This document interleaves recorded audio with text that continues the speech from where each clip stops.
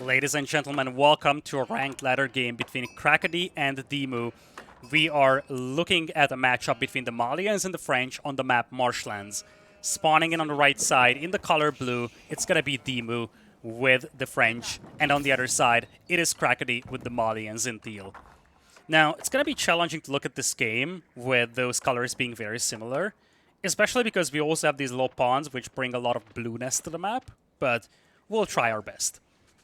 Anyway, looking at this map, Marshlands, it's a new addition to the game. It has come in with the 5th season patch, if I'm not mistaken. And it is a unique map in many ways. First of all, you have ponds in the middle, which give you a lot of shorefish. And you have a lot of berries to work with.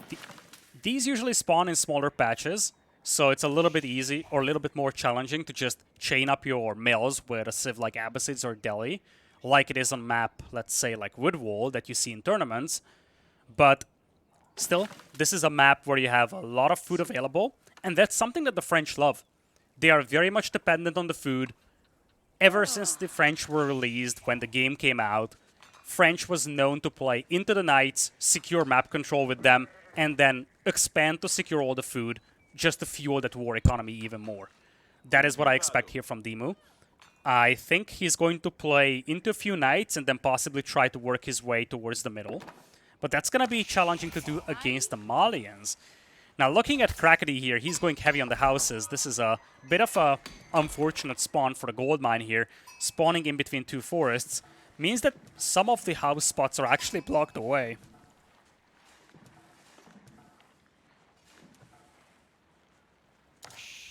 Now, looking at Crackedy's map, the first thing that crosses my mind is that this is a very well defendable map. You wall here, just a tiny bit at the back, and you secure your hunt. Tiny wall here, and some walling in between these two forests pretty much gives you all the security you need against the French knights. Of course, you could also wall a tiny bit on the front, but that's not that important, I think. But securing these flanks would be a small investment for Crackedy to make, but it would be immensely valuable against a French Knights player. School of Cavalry on the way for Demu, no surprise on that front. He's also going for the mill, so we will see an early wheelbarrow come in for a French player. On the other side, it's going to be the Mansa Quarry on the way for the Crackedy. He's going to build it with 6 vills. He's rushing that feudal very heavily as Demu, for a brief moment, runs into the enemy TC fire. So heavy commitment towards the Mansa Quarry over here. Let's see how Crackedy is doing on the wood and gold department. Oftentimes, when you look at those resources that you arrive to feudal with, you can deduce what a player wants to do in the next few minutes when it comes to strategy. In fact, if we see a lot of gold being stacked up, and we see an early stable, it's very possible that we will be heading towards a Pro Scouts build. I would be surprised if that was the case, especially because most of the hunt that's still out there is usually located in small patches, and I don't think that professional scouts pays off very well. But you never know. This is a map that's pretty much undiscovered. It's still something where the meta is still evolving. So I do not know if that would be a good solution. I don't think it would be, but Crackedy might have a different opinion. He's got a lot of gold in the bank for now. He's wall in the front, I love that. Other side, Demu, we haven't talked about his base.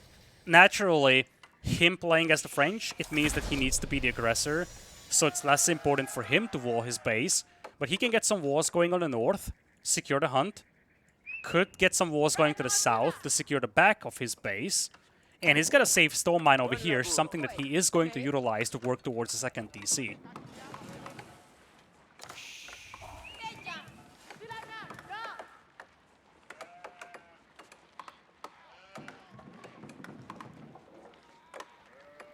First knight on the way for Demu here.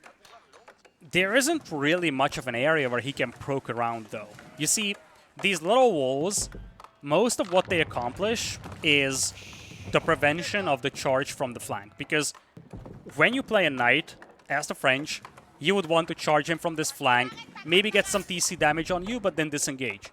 With these walls up, you prevent that one from happening. And the only way that Demu could use that knight is by running past either of these walls or maybe somewhere around over here, try to get a charge going, try to get a villager pick going. that is awfully difficult, if not near impossible. So these little walls over here for Crackedy pretty much prevent the use of that one early knight that Demu has right now.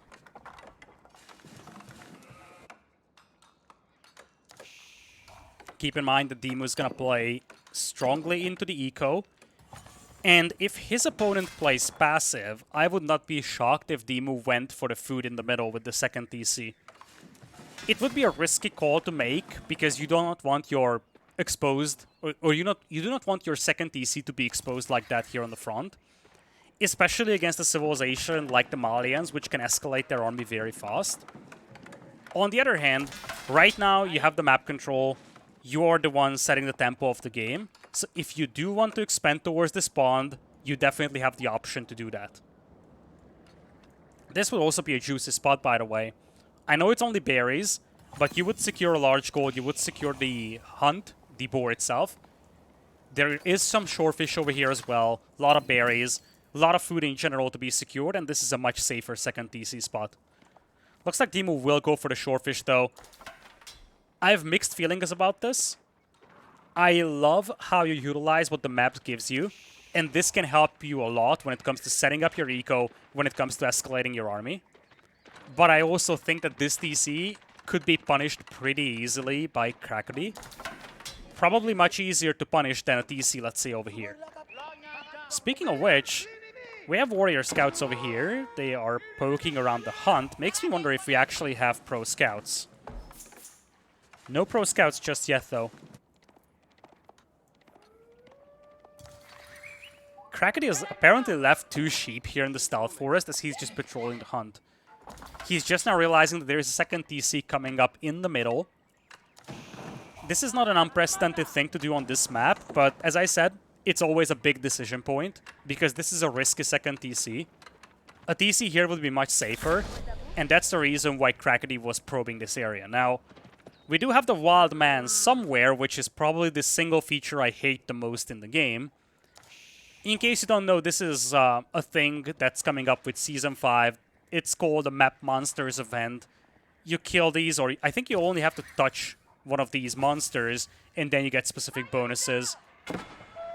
Yeah, here he is. So the Wild Man is going to buff your villager if you touch it. And you see both of the players are rushing towards it. When the Wild Man appears, I think you both get vision on where he's at. And this is something that Crackedy will get. I cannot express how much I hate this feature. This is a freaking historical game, not something completely different. Anyway, let's focus on that. You see, this bad boy is getting the Wild Man's boon. The getter rate is increased by 300%. And the Knights are trying to focus it down. This is an immensely valuable villager, by the way. The getter rate on these are pretty crazy. Especially when you combine them with the HRE buff, by the way. This is why Demu is trying to focus it down. Once the Wildman blesses one of the villas, I think it disappears. So it's only one villager that's getting blessed like that, but it's still a very stupid feature. Alright, I'm done rambling. We're gonna have archer ranges coming up here for Demu. Now let's look at the food eco though, because that's the interesting part of this. First of all, I love the tower. It provides you line of sight, and it's going to fortify this position even more. I wouldn't be against getting some arrow slits, maybe even as this stone upgrade to the tower. Demu would need to mine some stone for that, but he just sent a villager to do it. And this secures this position a lot. Now, what the shorefish unlocks you to do is just produce knights a lot more quickly. Because you will be able to sustain production on a school of cavalry and the stable much earlier than you would be able to if you were on sheep or on berries or something like that. So the idea here is that you can escalate your military a lot faster because you have a much stronger initial food eco. And this is what I like in the momentum-based play that Demu is making. On the other side, Crackedy is building up his numbers as well. He's got some Dansos, he's got some warrior scouts. Historically, a spear plus horseman combo does beat knights and archers. But the standard rules of combat do not necessarily apply over here. Because these are not necessarily spears but Dansos, these are warrior scouts, they're different from horsemen a little. And of course, more importantly, you have a lot more knights available for a French player than you would normally have on a map like Arabia, because you can sustain that production a lot easier when you have all this food income.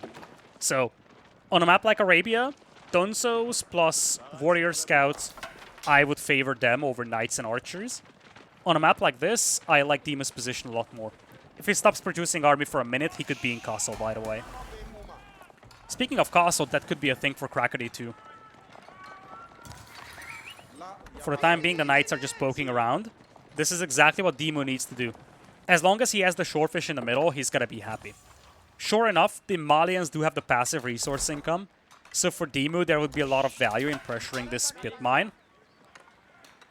But it's not a life and death matter, as long as he contains his opponent inside his base at least. We'll have to see. Anyway, blacksmith upgrades are on the way for both players. Shorefish still a thing for Demu. He has gotten arrow slits on this tower. Remains to be seen if he's going to get fortifications as well.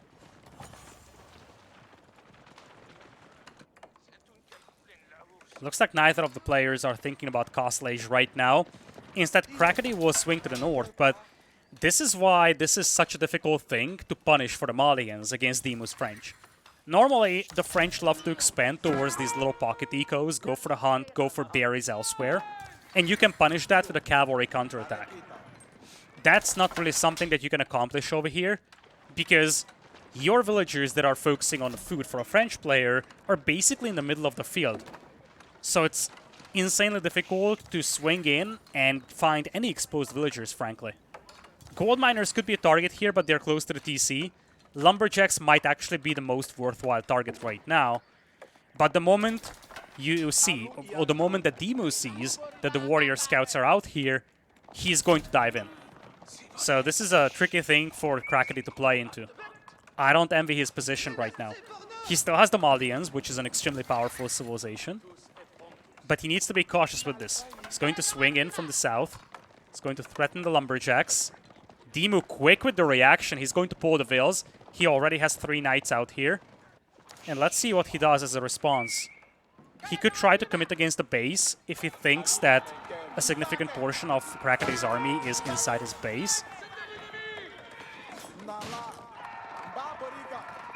Nice little Knight scuffle. There is no chivalry for Demu. Remember that the warrior scouts do heal up, so anytime that Crackedy can disengage, he could heal all those cavalry back up, and he's forcing a lot of idle time. Demu is probably waiting for like 2 more Knights to clean this up with, and you see now he's swinging north to the pit mine. He knows that a lot of Crackedy's army is close to his own base, so now he can attack this pit mine because he knows that Crackedy doesn't have everything back at home.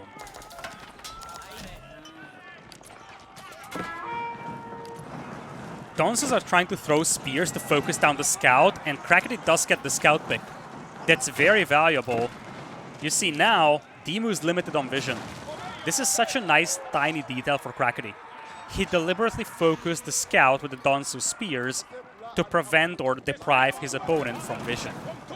Still, Knights will torch down the houses, and you see Demu is getting close to Castle Age here. Now, when he goes into Castle Age, it has to be the Royal Institute. He's got a lot of Knights to play with. It's an easy choice. He's getting Chivalry as we speak. On the other side, Crackedy is fine with gold, but he's low on food. He even has the super buffed villager on the cattle right now, but even that is going to be insufficient. Army of Crackedy will regroup. Same will be done here by Demu. This is the big difference between the 2 players, by the way. Even with the Malian bonuses that you have, the wrenches, the buffed villager that's there, the passive gold income that you can turn into food through a market, all these things are nice, but when your opponent is on Shorefish, it's not going to be enough. Now, Knights will clash, and this is a perfect timing for Crackedy. He's cleaning up all the archers, and I think Demu needs to sacrifice those. If Demu fights this, he's going to lose. And if he loses all the Knights, the Royal Institute will be worthless. He indeed did sacrifice the archers. He still has 14 of them back at home. Now has Chivalry, so he can heal up the Knights. Veterancy is on the way, but he's low on gold, so he won't be able to afford Royal Bloodlines right from the get-go. This is an issue. Royal Bloodlines is a pricey tech. He's moving towards this gold mine, which is about to be denied from him. This is the worst possible timing for him.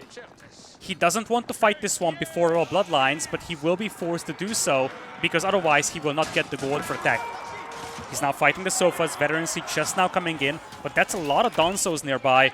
Archers doing their best to focus them down. Sofas will swing to the south, focusing down most of the archers.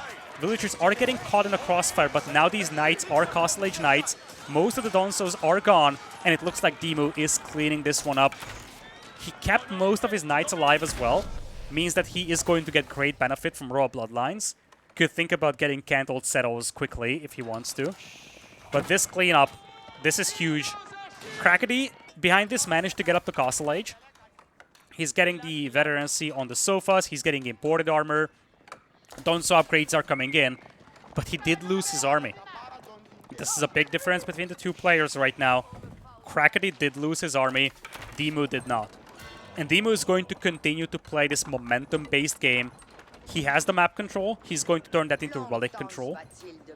He's about to pick up the relics, which, by the way, spawned very favorably to him. This is a very favorable relic spawn for Demu. Borderline unfair. Anyway, it's not like Crackedy is picking up the relics. It's not like Crackedy has any kind of map control right now, so this game isn't really decided by the relic spawns right now. Granted, it is going to be an advantage for Demu. Holy smokes, is he floating a lot of food. He's actually shifting a lot of villagers to stone. He depleted this stone mine, and he's building a keep back at home. I think with the momentum he had, he could have dropped the keep here, but he just wanted to get the discount. He's playing the long game here, and I'm not against it. If he actually fixes that gold income compared to the food income, he could be an Imperial in the next few minutes. In fact, could be interesting to see a couple of villagers shift to this gold mine and maybe drop a Red Palace. Would be a little wacky, but that would be a great way to end this game for him. Let's talk about Crackedy, though, because we haven't really had the chance to talk about him. He's got 23 army, quite a few Donsos, he's got some sofas, and the upgrades are healthy. He's got a lot of cattle ranches as well, so you see, now the food income is evening out. And one of the things to consider with the shorefish is that it's great until it lasts. But when Demu starts running out of the shorefish, suddenly he's going to have to quickly transition to farms. And when that happens, he's going to be weak and exposed. On the other side, Crackedy's got the cattle ranches set up. His food eco is set for the rest of the game. And this is something that he could exploit. If he can threaten these villagers here, if he can force them away from the shorefish, it's going to make it difficult for Demu to sustain the night production. You see, in just a blink of an eye, Demu's food eco plummeted. Sofas will swing to the north. Crackedy is doing the right thing here. He knows he cannot take a direct fight, so he needs to stretch out the playing field, go for the raids, and buy himself time to build up. He might actually find all these villas in here, although he's being pursued by knights. Demu's going to pull the villagers, and it looks like Crackedy isn't even going to stop to fight them. Still, forcing idle time is of value, but there is a forward keep. And because Crackedy didn't have his army here, he had no options to stop this. He would need a defensive keep of his own, but his stone is going to be denied. There's a backup stone here, but now it's getting dicey for Crackedy. He's trying to split up the sofas here, and there's a Red Palace as well. Red Palace is going up on that large gold mine in the middle. Here come the sofas. They will probe this wood line, but no one is to be found there.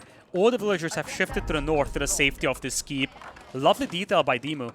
He could have kept the villagers down south over here, but instead, he shifted them close to the keep, so that if there's a raid coming in, it's a lot easier to protect them.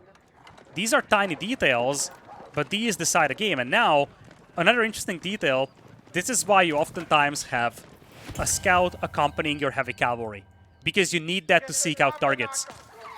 If these sofas had a scout accompanying them, this Red Palace would have turned into a massacre. Crackedy did not spot the villagers building a Red Palace. If he did, the villagers probably would have died, and this could have been a lot more open of a game. Now Demu is up to Imperial. He's getting the Elite Knights upgrade. That is going to make his Knights fully upgraded in a second. He could get some, I won't say Reboldequin because that sounds crazy, but some siege weapons would be useful against all those Donsos. Boiling Oil is missing from the keeps though, and Crackedy is committing. He's got a larger army than what Demu has, and he knows he needs to take this fight before the imp upgrades come in. Donsos will push up. Nice still have the upgrades from Castle Age though, including Royal Bloodlines. Wololo is being popped here for Demu. He is just trying to buy time for the upgrades to come in. Crackedy is going to have to fall back, and this is the thing that buys time for those imp upgrades. Still 16 seconds for the elite upgrade though, and Crackedy is taking a decent fight here. Problem is that both armies are getting evaporated, and that's something that is favoring Demu a lot. Demu is going to clean this up, but his position is just a lot better in this game. He still has 4 knights remaining, and Crackedy will just call the game. Beautiful momentum-based game here by Demu. You really have to credit him for using all the map control that he has had. And this is something I preach oftentimes, especially when you have a momentum-based civilization like the French. Use that map control. If your opponent is playing defensive, take the Shorefish. You get to Castle Age first, your opponent doesn't have a lot of units out. Go, take the relics. Demu has done all of that. A lot of very nice details, by the way, from him. How he shifted the villagers close to the keep on the wood line just to make sure that they are safe. But to credit Crackedy, he was in a tough spot. He kind of needed to punish that early fishing. After that, it was just too difficult to overcome. Malian passive resources are great, but they get better over time as the game goes longer. And Shorefish is the direct opposite of that. It's amazing at the beginning and starts to lose out as the game goes very long and as you deplete the Shorefish deposits. In this game, it was a matter of Demu getting an insane amount of resources at the beginning and just out-muscling the Malian player before the Malian player could really trigger their strength. With that, this is going to be the end of this video. Thank you so much for watching. If you've enjoyed, I greatly appreciate if you throw a sub and a like to the channel. These metrics help me a lot. You can't even imagine how much. So, if you enjoyed the video, please do that for me. Thank you so much, and I will see you in the next video.